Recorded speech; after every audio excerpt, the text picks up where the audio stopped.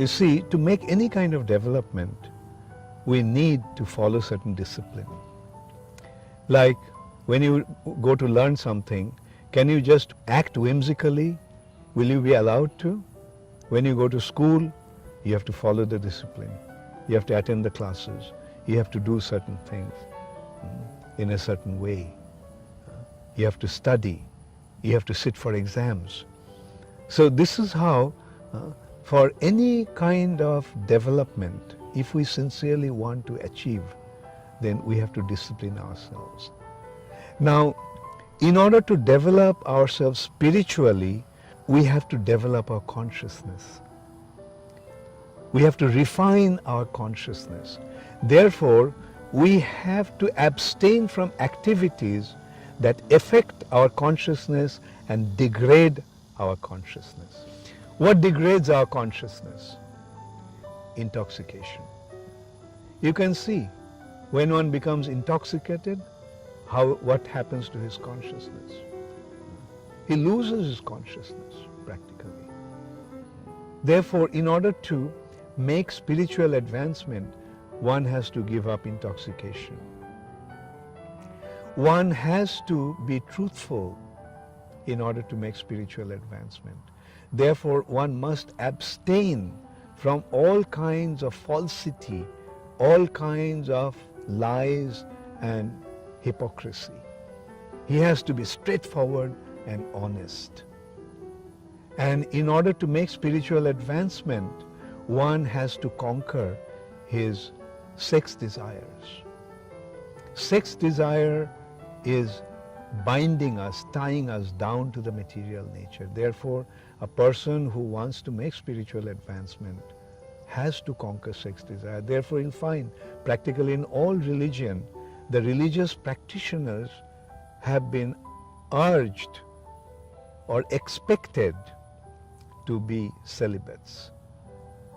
Why? Because the vital energy in the body leaves the body through the sexual act. And as a result of that, our consciousness becomes degraded. Our consciousness loses its elevated status. Now, on the other hand, when one conquers sex desire, his consciousness becomes refined and elevated.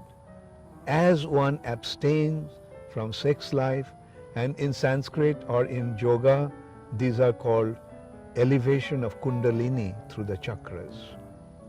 As one practices the spiritual life through the practice of yoga, and if it is done in a proper way, then the vital energy, the spiritual energy which is in a dormant stage at the base of our spinal column, in a coiled up form like a snake, through our spiritual activities it rises.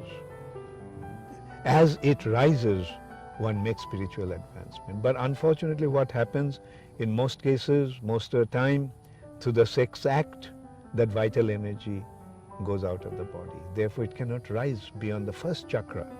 So yes, in order to make spiritual advancement, we have to lead a disciplined life. We have to follow. Discipline means follow do's and don'ts.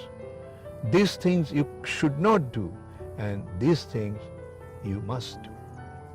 Abstain from these activities. Don't take intoxication.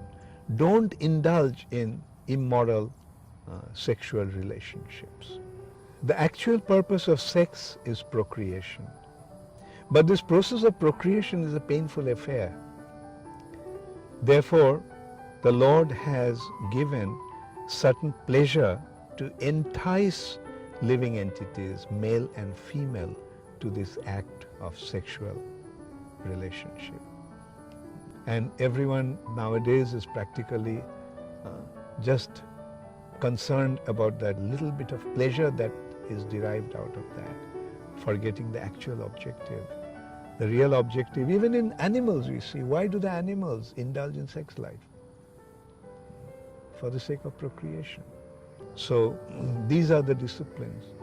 Be truthful, be honest, abstain from immoral activities, abstain from intoxication, then only your consciousness will become elevated and gradually it will achieve its spiritual objective.